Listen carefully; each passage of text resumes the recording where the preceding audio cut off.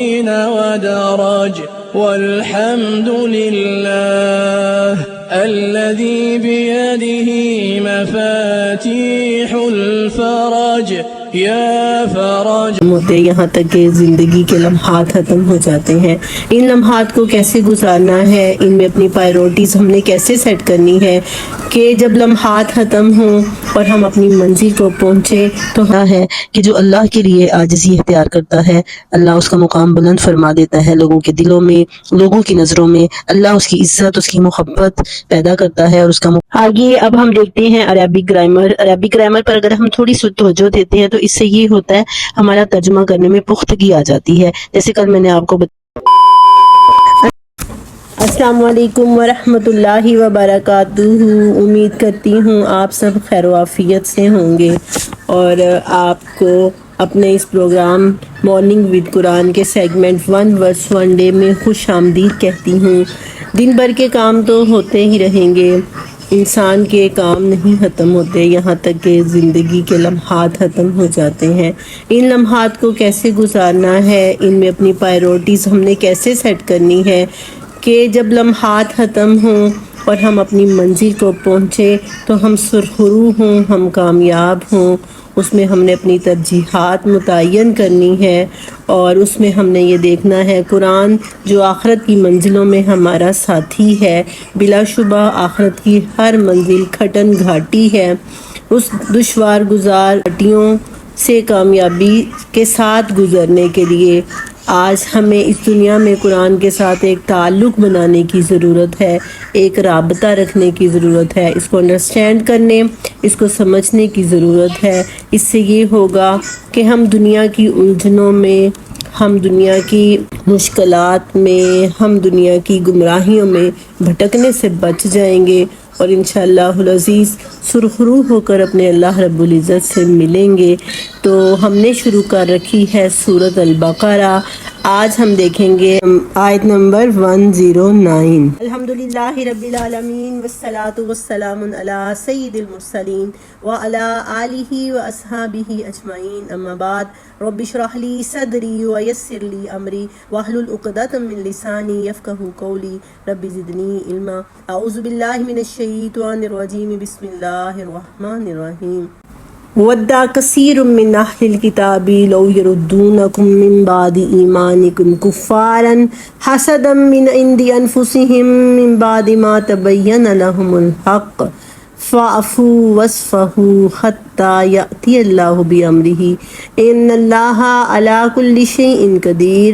وَدَّ چاہتے ہیں، کثیر من اہل الکتاب بہت سے اہل کتاب، لو یردونکم کاش وہ تمہیں لوٹا دیں، من بعد ایمانکم ایمان لانے کے بعد وہ تمہیں لوٹا لائیں، تمہیں لوٹا دیں، کفارن کفر کی حالت میں، حسدا من عند انفسہم یہ ان کے دلوں کا حسد ہے، حسدن حسد کرتے ہوئے، من عند انفسہم اپنے دلوں سے، من بعد ما تبین لہم الحق اس کے بعد کہ حق ان کے لیے واضح ہو گیا ہے، فاعفو معاف کر دو، وصفہو درگزر کرو، حتی یأتی اللہ بامرہ یہاں تک کہ اللہ اپنے حکم کو، اپنے فیصلے کو لے آئے.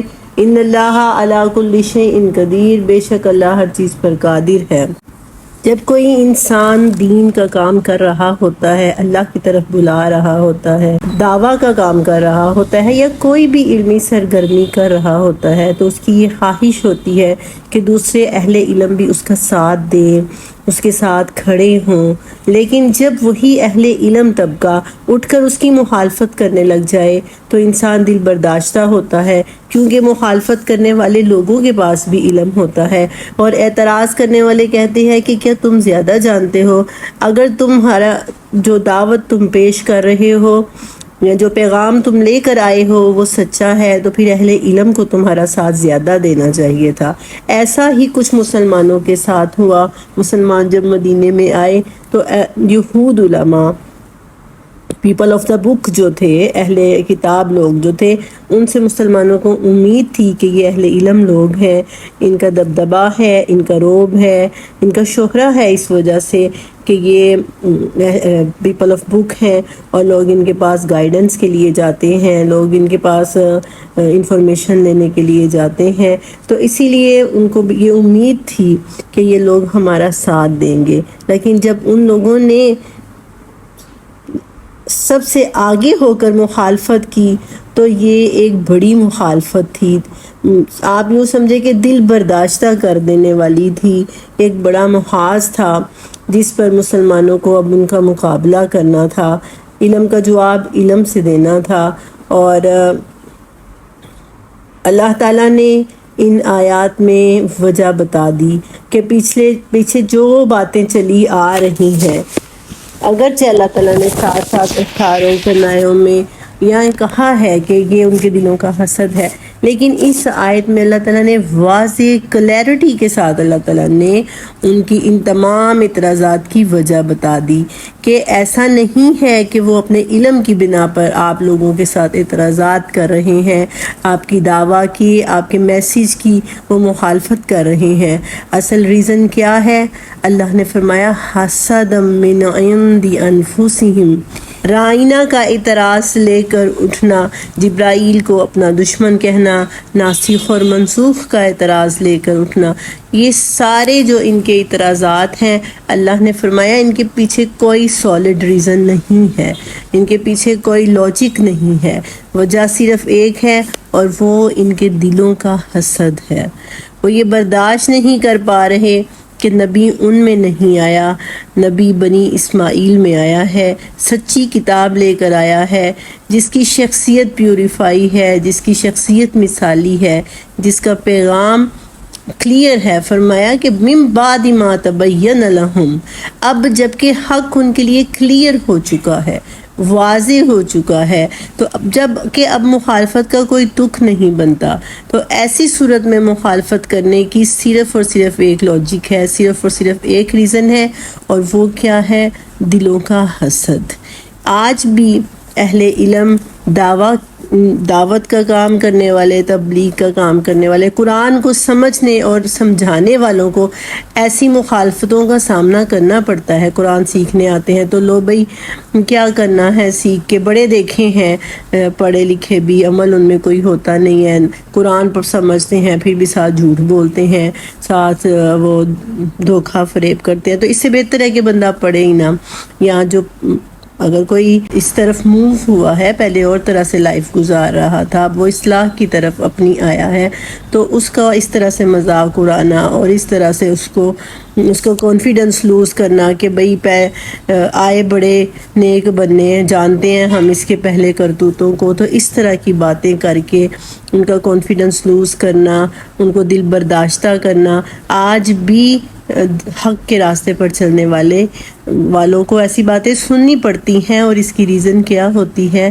یہ دلوں کا حسد ہوتا ہے کہ جو خود نہیں چاہتے یہ علم حاصل کرنا، وہ چاہتے ہیں کہ کوئی اور بھی حاصل نہ کرے، جو خود کامیابی کی اس شاہراہ پر گامزن نہیں ہونا چاہتے، وہ کسی اور کو بھی ہوتا ہوا برداشت نہیں کرتے، تو اسی لیے پھر اس طرح کی باتیں کہی جاتی ہیں۔ تو اللہ نے فرمایا یہ ان کے دلوں کا حسد ہے، جبکہ حق تو واضح ہو چکا ہے۔ اب دوسرا حکم جو مسلمانوں کو دیا جا رہا تھا وہ کیا تھا؟ فاعفو وصفحوا حتی یأتی اللہ بامرہ، فاعفو معاف کر دو، وصفحوا اور درگزر کرو، یہاں تک کہ اللہ کا حکم آ جائے، اللہ کے حکم کے آنے تک تم لوگوں نے ان کو معاف کرنا ہے اور درگزر کرنا ہے۔ اب دیکھتے ہیں ہم تھوڑا سا فاعفو اور وصفحوا دونوں الفاظ میں فرق کیا ہے۔ فاعفو کا مطلب ہوتا ہے معاف کر دینا، بغیر کوئی بدلہ لیے، بغیر کوئی بات کیے۔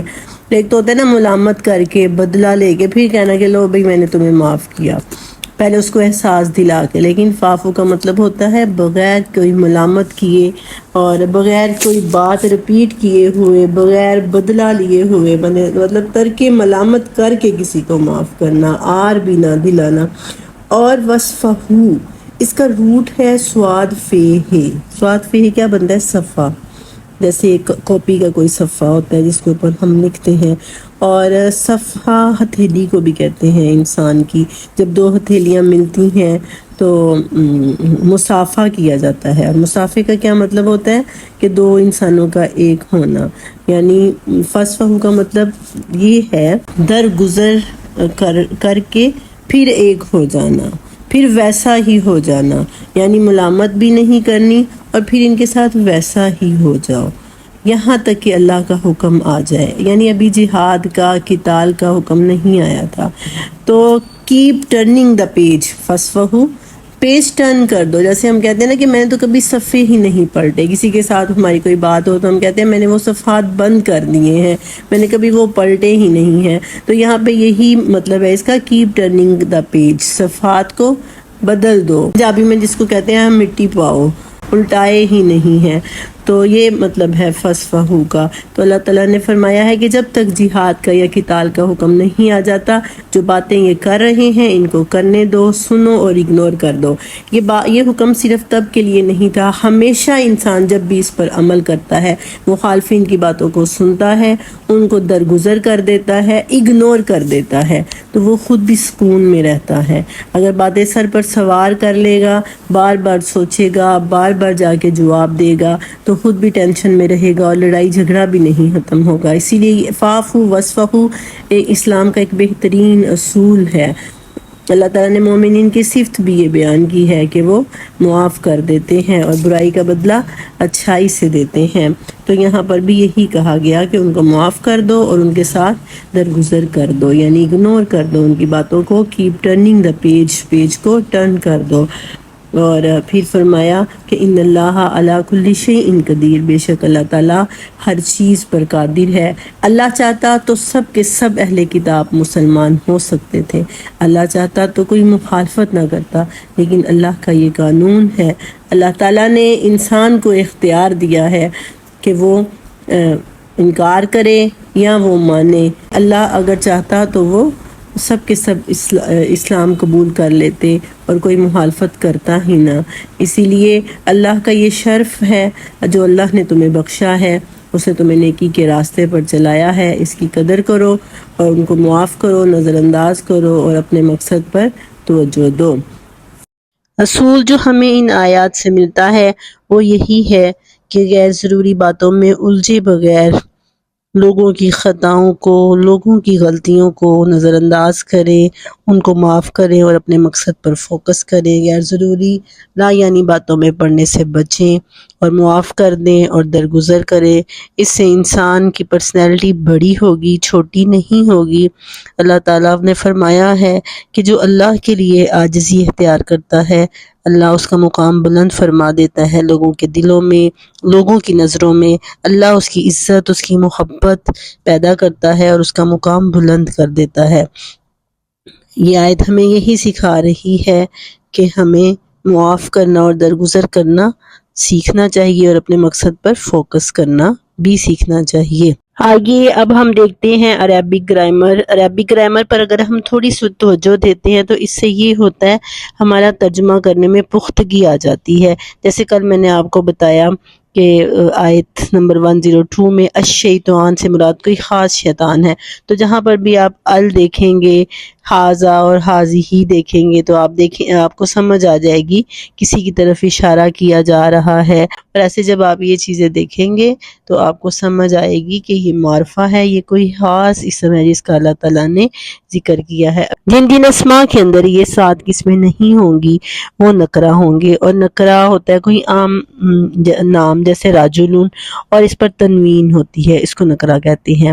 اور اس اشارہ کو ہم تھوڑا سا آج ریوائز کر لیتے ہیں، مطلب پریکٹیکلی ہم دیکھ لیتے ہیں کہ ایک تو یہ کہ وہ اس پر ال ہوتا ہے، جیسے ابھی ہم نے آیت میں دیکھا الشیطان. علم ہوتا ہے جیسے سلیمان ہے، ہاروت اور ماروت ہے. ضمائر ہوتی ہیں جیسے کہ ذالکا ہے، زانکا ہے، حاذی، ہاتانی، ہاولائی، اور ذالکا، زانکا، اولائکا. یا پھر اسم موصول ہوتا ہے جیسے الذی اور الذی، الذین اور اللذانی. مضاف الیہ ہوتا ہے جیسے کہ ملک سلیمان علیہ السلام کی بادشاہت، اور پھر منادا ہوتا ہے، جیسے میں نے آپ کو بتایا تھا یا ایھا الرسول اور یا ایھتھا النفس المطمئنہ۔ تو یہ آج ہم نے ریوائز کر لیا اس معرفہ کو۔ مجھے امید ہے کہ آپ کو بھی بڑی اچھی سی سمجھ آئی ہوگی معرفہ کی۔ تو اس کو پھر اب ہم آگے دیکھیں گے واحد، تثنیہ اور جمع، انشاءاللہ العزیز کل کے لیکچر میں ہم وہ دیکھیں۔